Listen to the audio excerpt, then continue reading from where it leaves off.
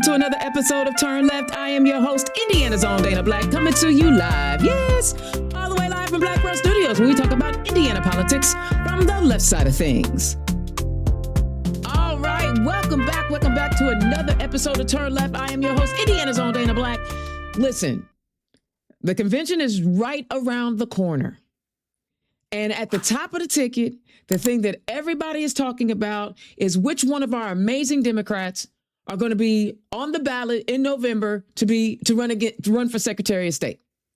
Now, listen, this seat is more critical now, in my opinion, than it ever has been before, especially in light of the recent SCOTUS decision on the Voting Rights Act.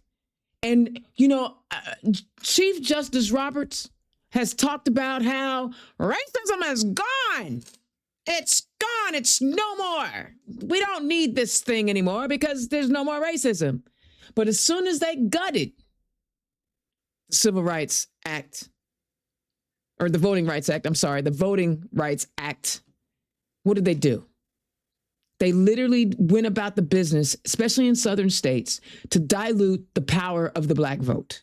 By allowing us to have representation, they diluted us by adding us into majority white spaces when we don't even have likenesses and same things that we need. And yes, the Secretary of State's office handles multiple things, and we're going to talk about them today with one of my guests. But I want everyone to be very clear. Who we select as Secretary of State, they are the chief elections officer. They are the ones that they are the ones who are responsible to make sure that the people in the state are following the laws and following the rules and making sure that every Hoosier has access to the ballot. So that's what's at stake here, right? So, Indiana's own Dana Black, I stay neutral. And I give everybody the same opportunity to share their story. So first up, the first to respond to my request, give it up to my good friend, Blythe Potter, who is running for Secretary of State for the state of Indiana. Blythe, welcome to the show. Hi, thanks for having me. This is your third visit on Turn Left. Am I right?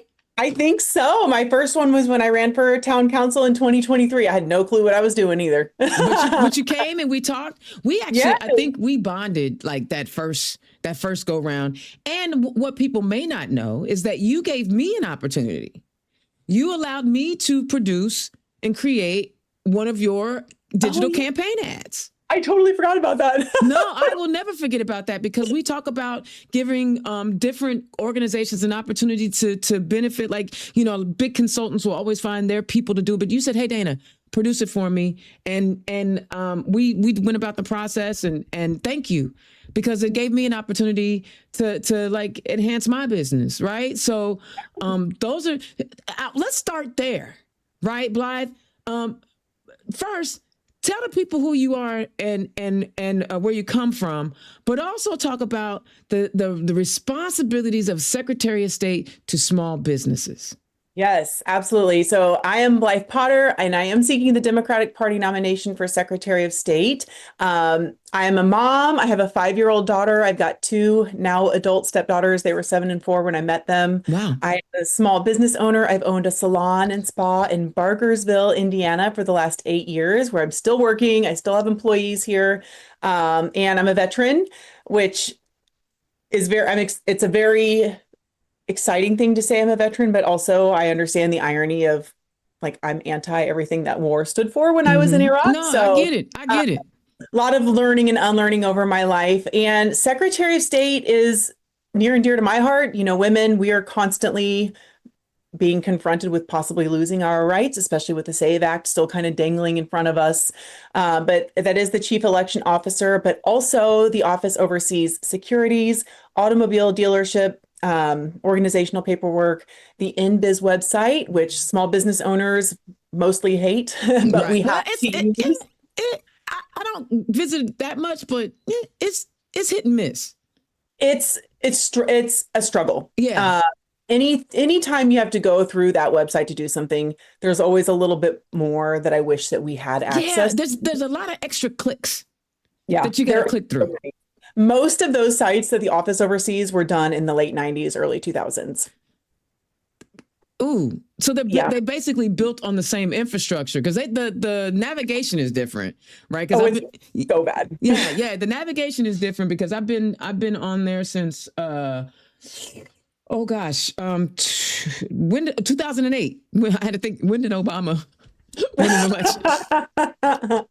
But yeah, the navigation. Yeah. Anyway, go back to the website. Sorry, No, I'm a tech person, and like I'm like, ooh, if you're not tech savvy, some of that stuff that's on that website is hard to navigate. You're absolutely right. But go ahead. is, but and I think that's kind of what brings me to what the most of what I do in my life, like being an end user of that website and elections, but also seeing what could be possible, or knowing like pretty easy things that could be fixed. That's how I try to look at things. If I make Right. this decision, how is it going to be received or perceived for the people using that? So, it's in my wheelhouse. It's something I've used for a long time. Of course, I wouldn't go and build the website myself. We would have people do that, but Of course uh, not. Like, I've come on. done. Do people actually think that you would be the engineer that would design the website? I don't know. I Okay. don't. I think still people don't know enough about what, a lot of politicians, most of the time, they get in office and then they're hiring staff and Hmm. teams to support, I would argue, 90% of the work, Yeah. if not more. So I just think it's important to note that, like, while that is in my wheelhouse, it's not something I would do personally. And I don't even know where I was going with that. We were talking about the improvements and just the structure and how people navigate and like yeah, Yeah. I was following you. I know where you was going. Come on. Yeah, well, so I owning a salon and spa. I do skin and body work. So I've been in customer service. I started working at Steak and Shake at 14. So I've been of service to people in some capacity for a long time. And being in Indiana with a terrible GOP supermajority, Hmm. knowing that our representation is not responsive, they are not serving their community. Like this right here is the chief customer service job. It should be nonpartisan, it should be impartial, and it should be accessible by anyone who needs those services in this state, Hmm. whether they are eligible to vote or going to be an entrepreneur. So having that experience and knowing how to manage teams, and most of my job is sadly administrative work, even though that's not like my actual career path. I know how to do administrative work too. So it's right up my alley. I think it's a good place to start with changes that are going to speak to the most people, but also hopefully evolve how Indiana considers politicians and how politicians interact with Indiana residents. I love that. And one of the things about you is you have definitely run a grassroots, let me talk to the people, very hands on. And I wonder if that's because you've already been doing that. Like you were already that 2 election cycles ago. Yeah. Let's stop right there. I want to ask a question. Okay. Um, I ran for office once. And I ain't done it again. Like, and the joy is that people say I should do it again, but I know the work that goes into it, and I would rather give my energy to helping as many other candidates as I can versus focusing on myself. And it has truly become my passion. What has And you're made? good. Well, thank you. I appreciate that. What is it about your resiliency that has said, you know what? Nope, I didn't win this local office. Nope, I didn't win the state house. But you know what? I'm still fighting because what is it? I'm not going to answer that for you because I feel like I do. But what is it that keeps you saying I'm going to keep trying to represent people? A lot of things. So initially I ran for town council. I was actually planning on going back to school. My daughter was 2, and I was having trouble navigating. Like, we don't have good accessibility. The placemaking here is really bad. We're very rural, but we're a community that's growing quickly, and we're growing faster than the Mm-hmm. infrastructure. If you don't have a car, you're kind of screwed here. Right. So just walking her to daycare was frustrating because I'd have to cross like 45-mile-an-hour state highways to get to the trail that led in front of the subdivision, and then cross back over that highway with no sidewalk or crosswalk to get there. Hmm. We're talking like a 5-minute walk. It shouldn't be that deep, right? So that was initially what I was going to do. I'm going to get a PhD in like something with community or leadership. I'm going to fix Johnson County because it's a hot mess. Well, turns out my post 9/11 GI Bill, they wouldn't let me have it anymore because it expired during COVID. And I had an infant. So I was like, okay, well, how do we do this? And then like within a week, the local Johnson County party chair had posted in the Nasty Women's group here that they had some spots open on the ballot. And I was like, aha, politics. Town hall is right next to me. I'll just run for town council. I'll put everything I think we need to have here on a wish list and we'll see what happens. Not knowing what on earth I was doing, I went up against three very well-known Republicans in the area that were incumbents. And while they won, they were calling people at 5:55 p.m. on election day, trying to get people to come vote. Mm. And after the election, they started chipping away at my platform. Hmm. So even though I lost, they were still paying attention. And I think the community paid attention because they had never canvassed either. I didn't have van access when I started that. So I walked out of my house with a map in my hand and started marking off which houses I had door knocked and left business cards at.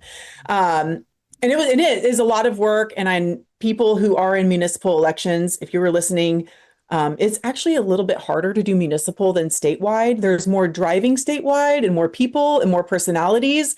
But having people know where you work and being able to make it to like 10 events in one day is also really terrible because it's close. Right, So right. municipal is hard, but it's so important.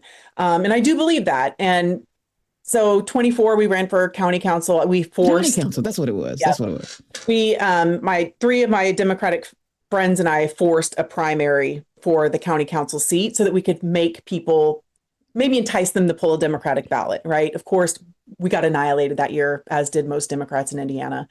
And then after that election, we had some really challenging conversations, my husband and I, about what does next look like. You know, we have a young daughter. We have two girls who plan to leave the state, as many young people do, because the state is not inhabitable or safe necessarily for young people. And both of you ran last time, which is another unique situation, which I've had him on Turn Left. Go check him out. Michael Potter. He's on Turn Left. Go watch the episode. Go ahead. Yeah, if you don't already dislike him for being on Facebook, go watch him. You know what? No, we're not talking about him. We're not talking about him. Go ahead. Go ahead.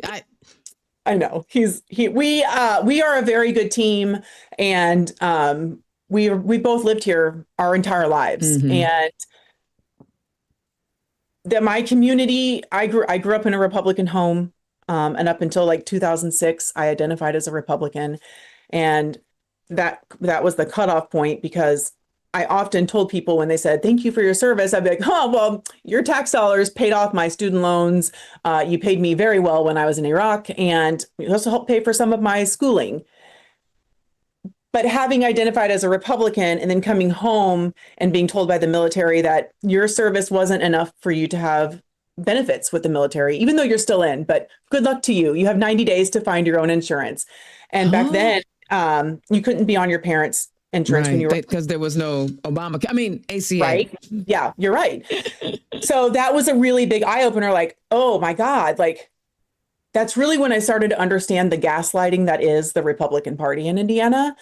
Like, they care about people, but with an asterisk. So I feel like I've gained so much from taxpayer dollars, and I love this state, even though I hate the way the government is. Because they treat it like a trash can. They do. We are not, the status quo for them is do as I say, not as I do. Give me the money and power.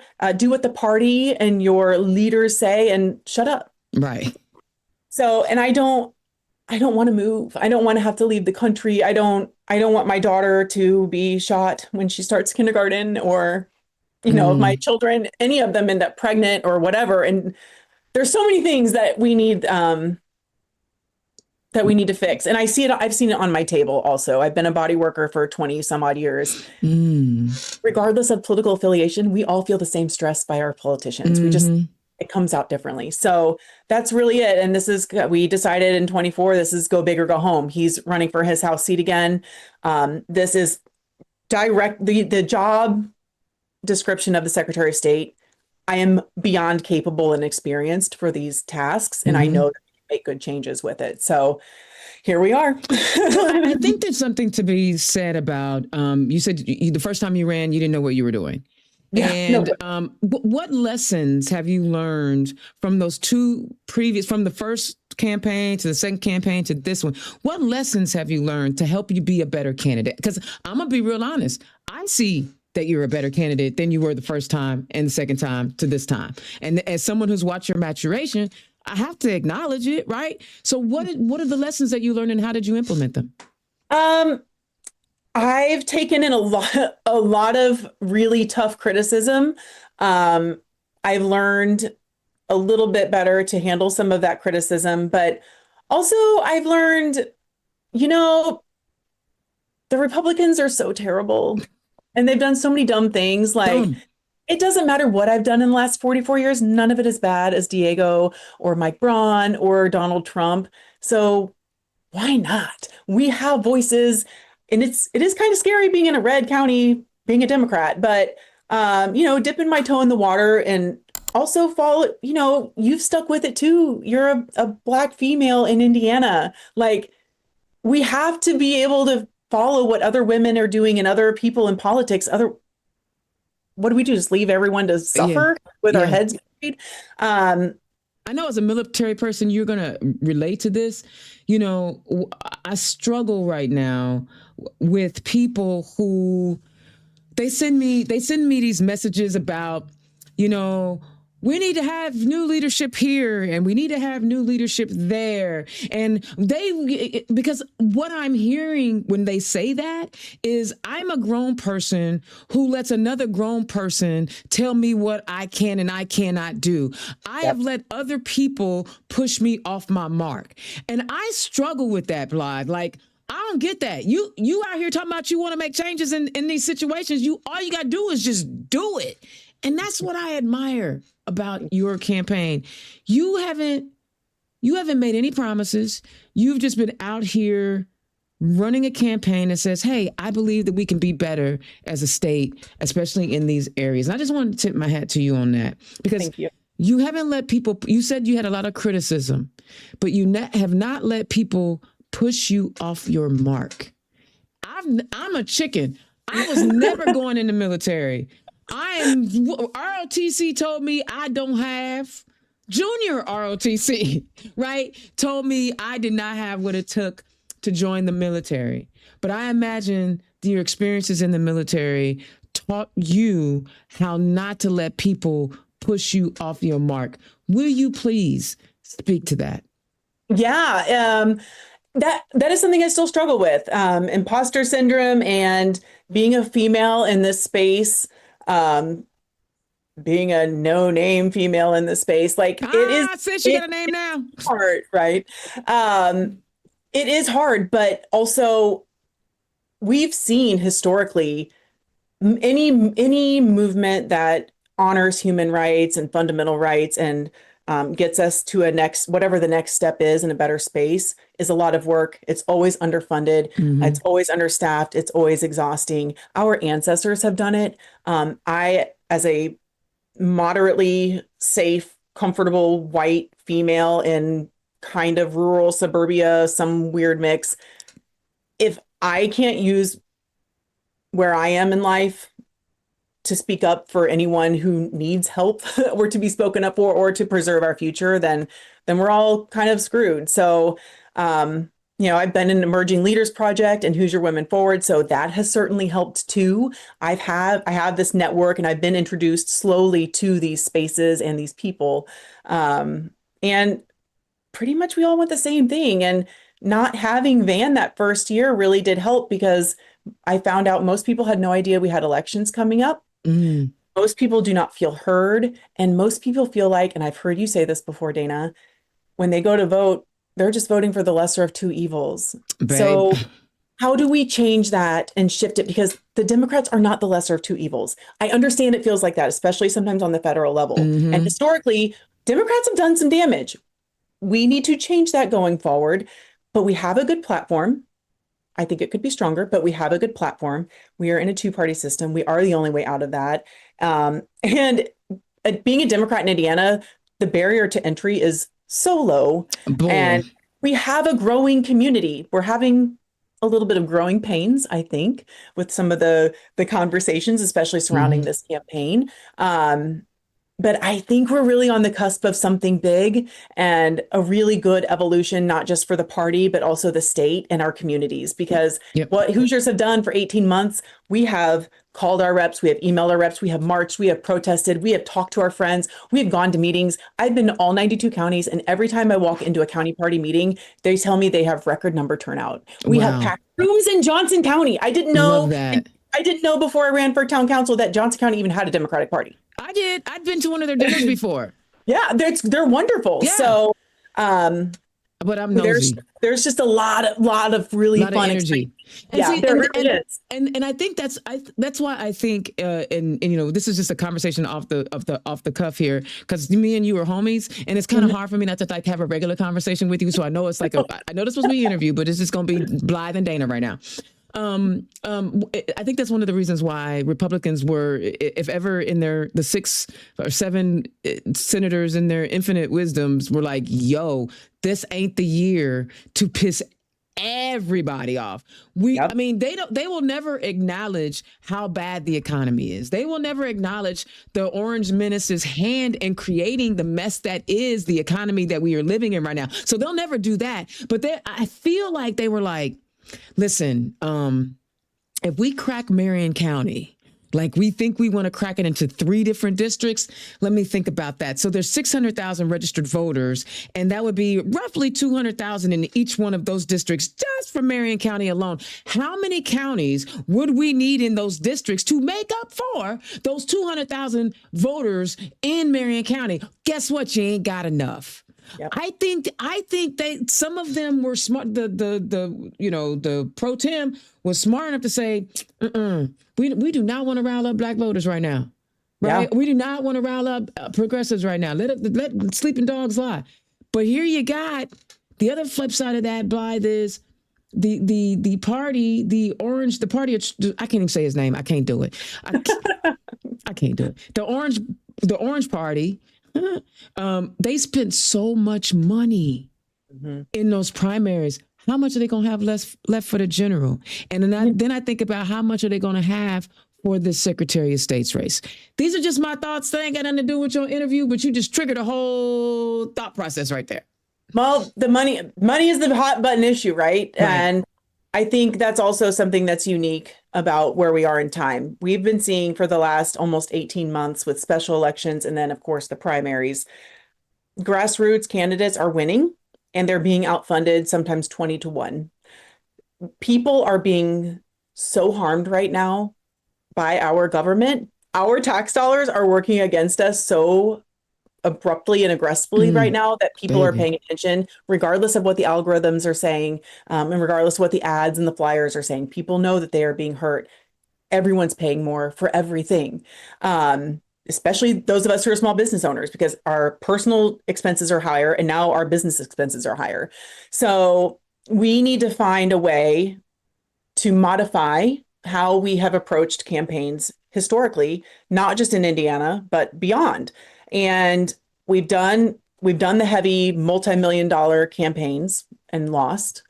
We've done the, be very calm and moderate down the aisle, middle of the aisle, which really makes sense because we should be meeting in the middle, but that message isn't resonating either. So, but wait, Blythe, keep going, because we've done the super progressives and they lost too. So let's not act like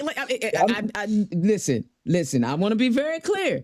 We have lost at every level, every segment of our party, of these elections in the state. And it's not just people who are blue dogs or just barely left or center.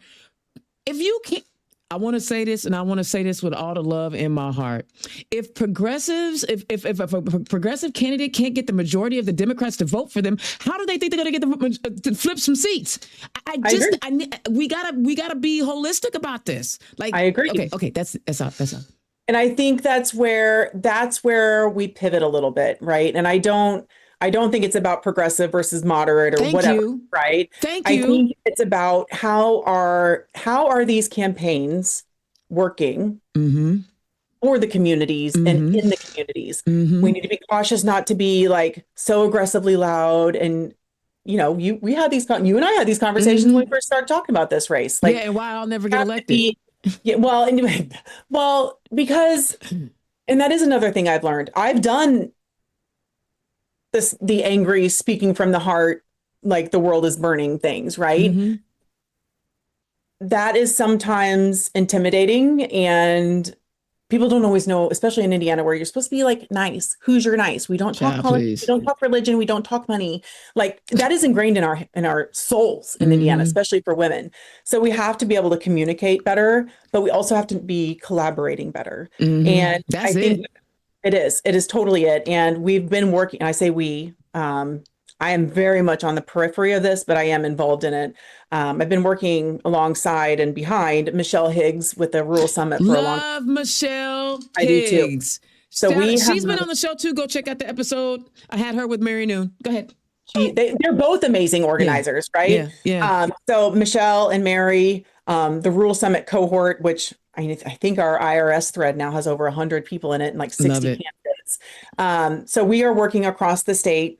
We will be working with precinct committee people. We have people engaged. We've got indivisibles across the state. We've got League of Women Voters. We've got all these 501c4s and groups and organizations ready to do I something, love that. and we are ready to activate them. Yeah. So, yes, we will continue to fundraise.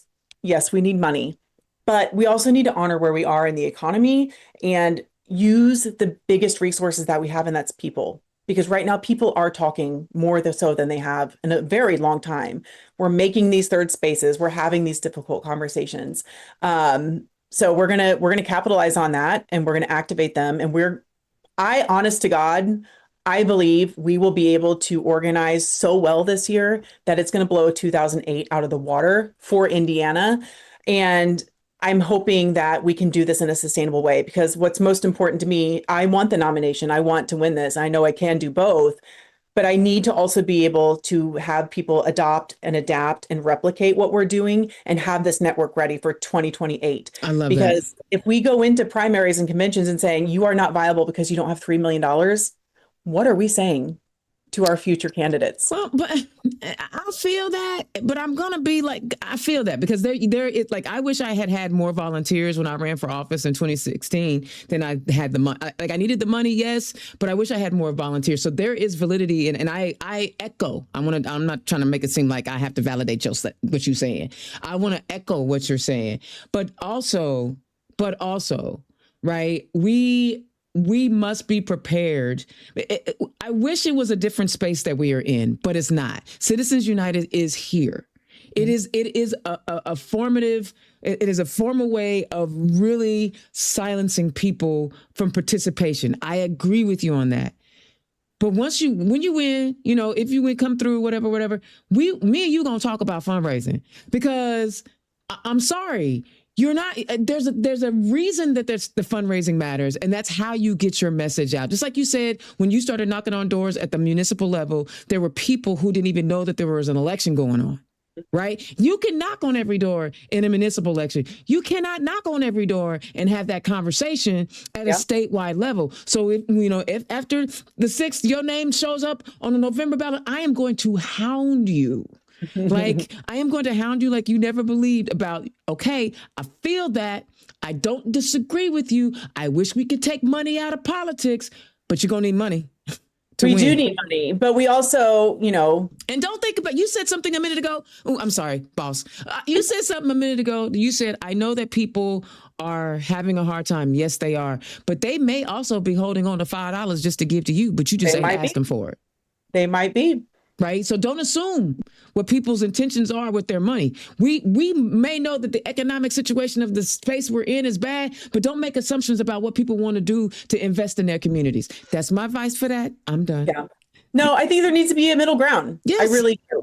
And I do also think people are running very far away from a lot of the corporations and the corporate people who often fund these. And I think we need to be aware of that as well. So I wish I could agree with you on that. I wish that I could say that I believe the majority, especially of Democrats, are moving away from that concept. Obviously, we don't want corporations. Hawaii is introducing a bill right now to remove the corporation's ability to influence elections. I would love But you're never going to see a bill like that in Indiana, Maybe. as long as there's a supermajority by Republicans. If we ever, I agree. right? So I am with you. I don't think corporations should have an outsized influence with money. But I also believe the middle ground that me and you talking about, you can, it's not that you took the money, it's how you behaved after you took the money.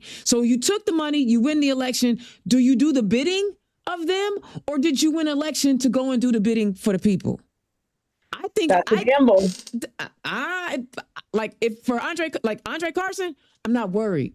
Like if he takes corporate dollars, I'm not worried because I've seen him in the community. That's the only one I can speak to because that's the only one I really know intimately, right? Like that's the only one. Anybody else I can, but like I think that we also have to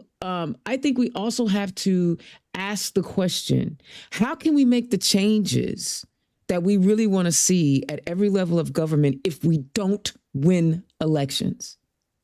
Yeah, I agree. But also if we continue to mimic campaigns of the past 20 years, we don't engage new voters. Our biggest voting base are non-voters.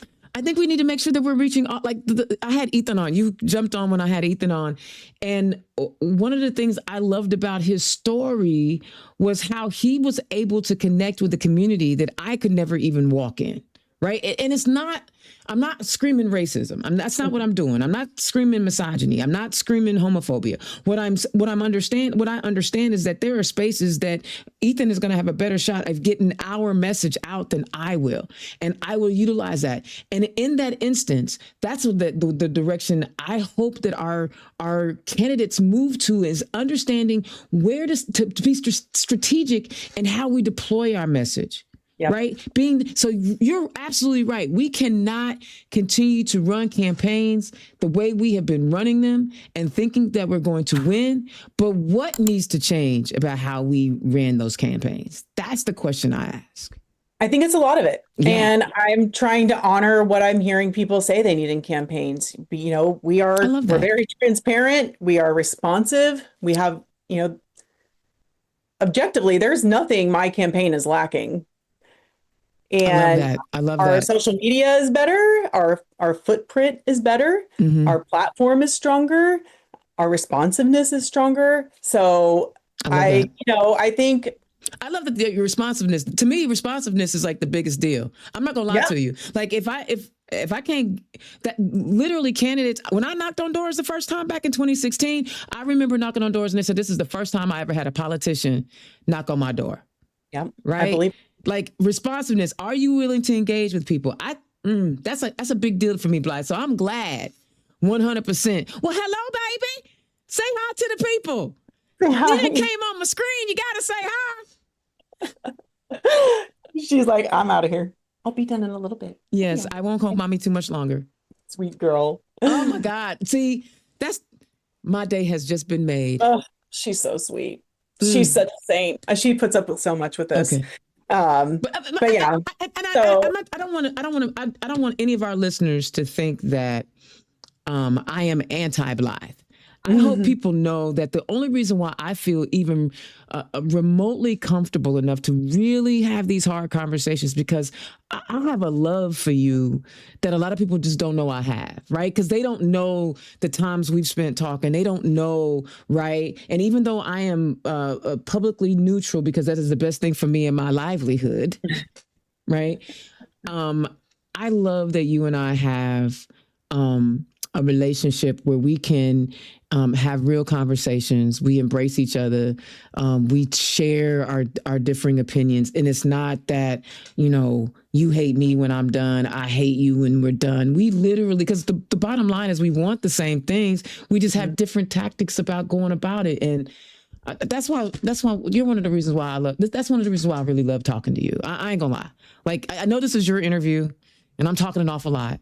It's okay. This is great. I never get to talk to you. I know. All right, let's get back to it. Because I think it's important for people to also get a feel for you, not just your policies and running the office. And I think it comes down to how do you interact with people, right? Yeah. And just that moment right there, I hope people saw how You interact and you're responsive. I'm telling you, those are huge. All right. All right. She's You sweet. got talk about, I don't want to talk about policy. I just want to talk to Blythe. That's my Um, thing is the policy. I know, I know. All right, let's get to it. Let's hit some policy issues. We talked a little bit about small business. I opened the show up talking about voting as the chief election officer. Give us how we know you don't write policy in that office, right? We know this, but talk about your approach to protecting voters and their voting information and what that means to you in that running in that office. Yes. So we'll start with the voter information and the data. We do know that the state of Indiana sells our data to the tune of over $12 million a year.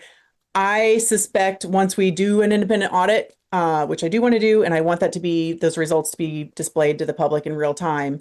I think the Secretary of State's office is also selling business data. I get the most insane number of texts and emails and phone calls trying to get me to buy something for my business.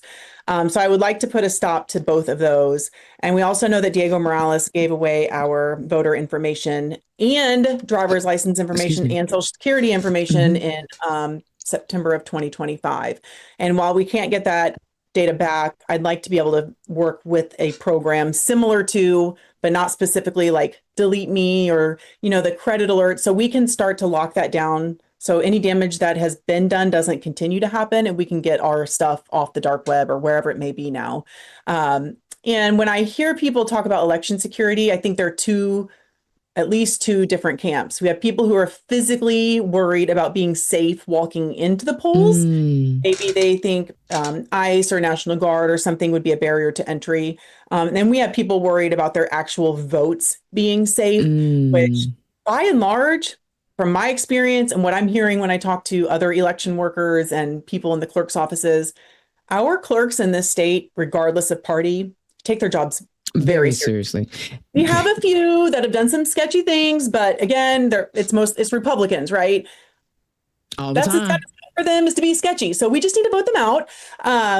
But our poll workers, while they often need more information and education to work, and our election board members, I've heard that in several counties, we need to make sure the public knows how elections are being run, because most people don't know you have an even number of Democrats and Republicans at these sites. I love that. And those people take their jobs very seriously. Yes. And there are probably some one-off turds who are like, whatever, not doing what they maybe should be doing.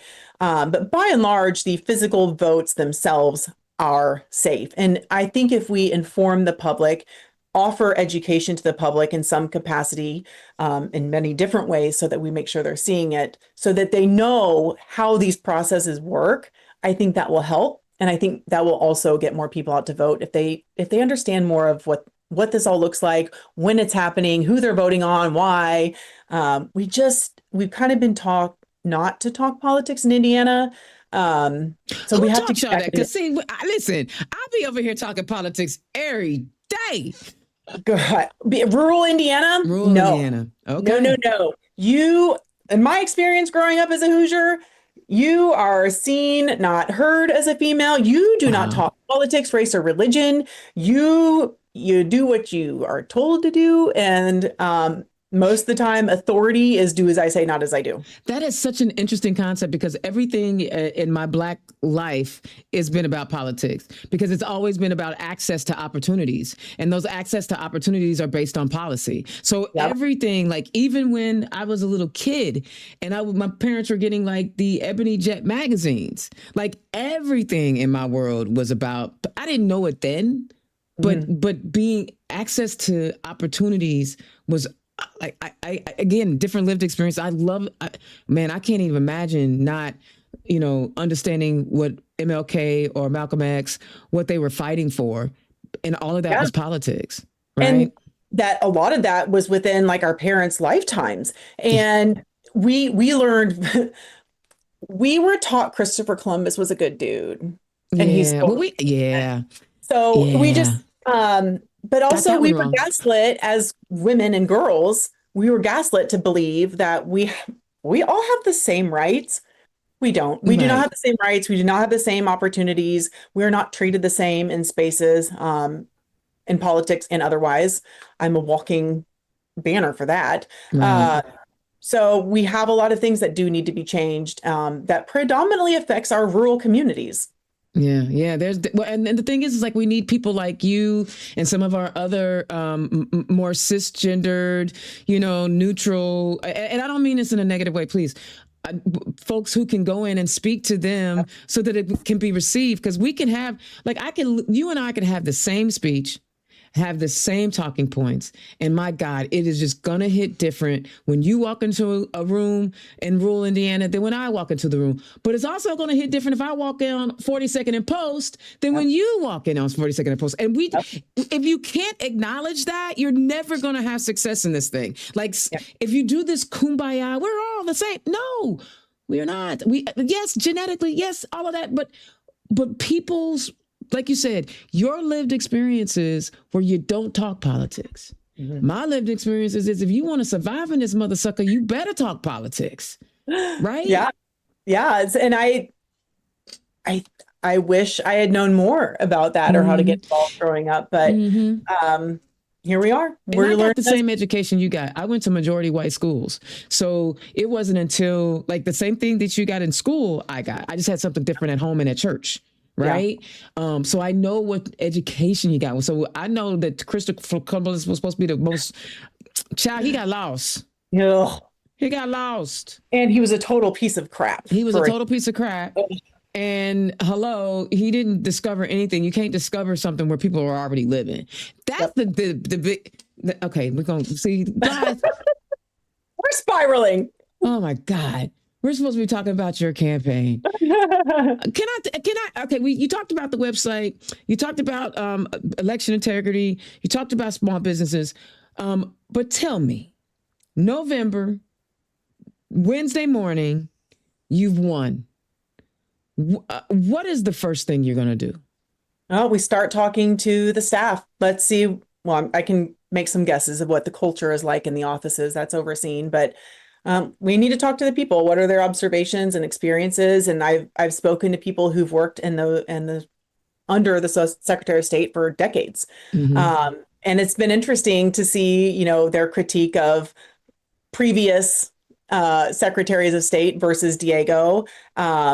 And the most positive reactions I've gotten were when a woman was running the office.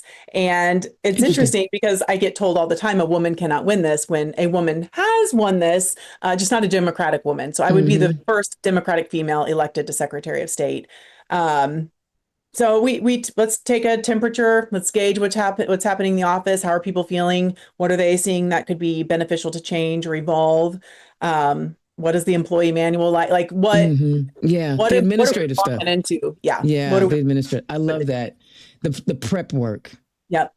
The prep work. Seeing what needs to happen. So, and what would your conversations like? The other thing, like I'm curious about, is when all these Republicans scream election integrity and election fraud, and the majority of county clerks in Indiana are Republicans. Have you had a chance to have conversations with them about how they feel that people are telling them they're not doing their jobs right? A couple of them, yeah, and most clerks are severely underpaid. Yes. It is insane, the small amount of salary they get. I don't even know that they're living wages in most counties. Yeah. But yeah, and I think that speaks to the information piece. And that is the biggest part of my platform, is making sure that we are informing the public of what this office offers and making it accessible. A lot of states have what are called ballot books or a ballot handbook. And in many states, they literally just show up to your registered address where you are registered to vote. Often with an absentee ballot, you have time to look over both. They're comprehensive. I want to create a digital and a physical version. We still have about 10% of the population with no internet in the state. Lord have mercy. That's 600,000 or more people. But also some people just want paper, and we may need it in Braille and other forms too. Sure, so absolutely. I'd like for people to be able to opt into that. We will be able to budget for that with HAVA grants and things like that. What's a HAVA grant? I've never heard of that before. The Help Americans Vote Act. They have grants that are given to states to be dispersed for nonpartisan election information or education. Interesting.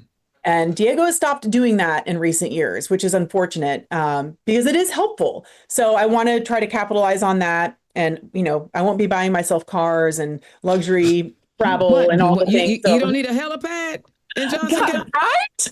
Oh, so silly. But something that is readable, user friendly, that tells us where is the voting location, the date, the hours, what are our rights for voting, for getting off of work, and what are we voting on? What Mm-hmm. is it? What's a precinct chair? What is a delegate? What is a trustee? What is the Secretary of State? Having these descriptions, because a lot of people don't know that. People think that you have to be an attorney to be this job. No. We hire attorneys for this office, but we don't do the litigation Yeah. ourselves. We do not need to be an attorney. Um, so information about that, I would love to include information from each candidate on your ballot so that you don't have to go and look for everything. So you'll Yeah. have access to their website, their information, maybe 500 characters of what their party platform or what their campaign platform is. But also how She's to get back. involved. Yeah. She's back. How do I, you get involved with your Democratic, Republican, Independent, Green, whatever party in Indiana? You know what? This right here is the prime illustration of being a woman running for office.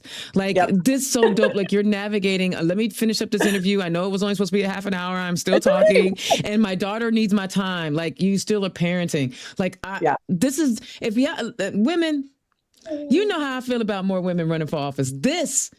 Man, stop messing with me. Why you keep making me fall in love with you, Blythe Potter? Why do you do that? Why do you Anyway, but go ahead. I love this idea because more voter information will reduce voter apathy if they know what's going on. I'd love that. You know what? I think I have. I believe I've taken up all of your time, and I'm sorry. Okay, I want to make sure that I clip this and get it right. Give me your parting shot to all the delegates who will be voting on Big Dim weekend at the convention. Okay. Please be objective. Look at my platform, look at my information, ask me questions. Most of you have already gotten voicemails, texts, or phone calls from me. I am available. I am happy to have a Zoom for any county. I've got several of them already on the books. I have a sustainable plan, not only to get myself elected, but to also help down ballot candidates, not just this year, but also beyond. And we are able to raise money. In fact, we were doing really well until it was a two-person race. And I don't think people understand the barriers that we've had to overcome for this campaign. I started connecting with county parties last June, and I still have about 15 or so who have yet to even acknowledge my existence. Mm-hmm. So we've had to be creative, and we've seen in real time and public on social media that we have county party leadership telling me I don't have enough money, but also hosting fundraisers for my opponent. We are not on an even playing field, and I knew that would be likely the case. And I still think we are doing very well. So we I will love that. continue to campaign. We will continue to fundraise, and we can win this. We absolutely can raise over $1 million.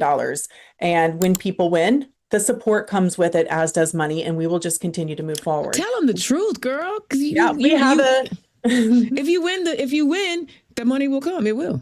Yeah, because Democrats are going to support Democrats. Yes. And I have paid staff. I have had paid staff, and we have a ground game planned, as well as where we need to get our field organizers. We have a budget ready for that.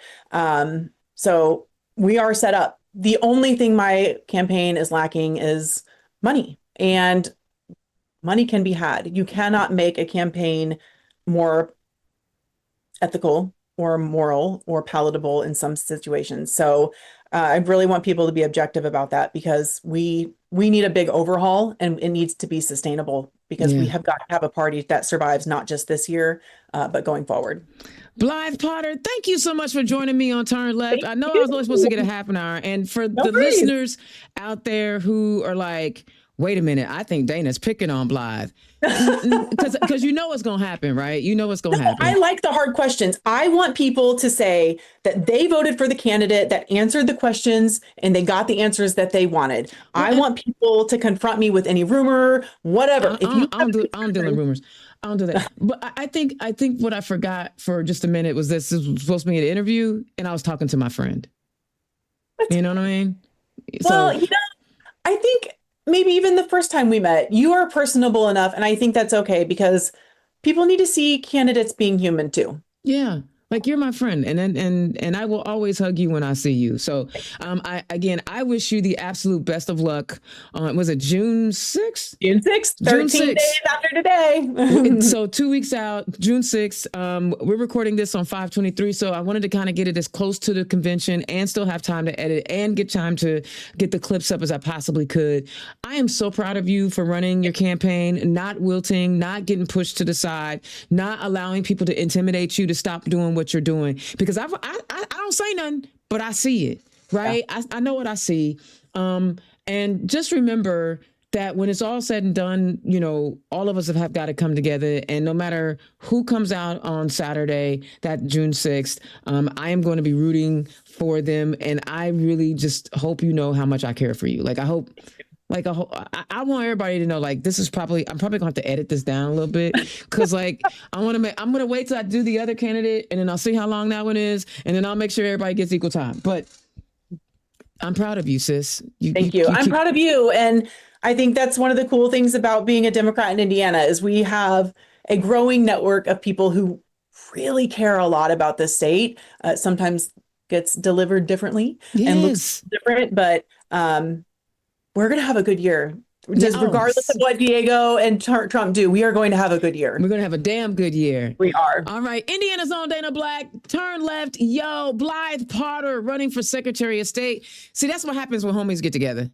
We end up talking much longer than we're supposed to. But listen, guys, January, if you are a delegate, this is for you.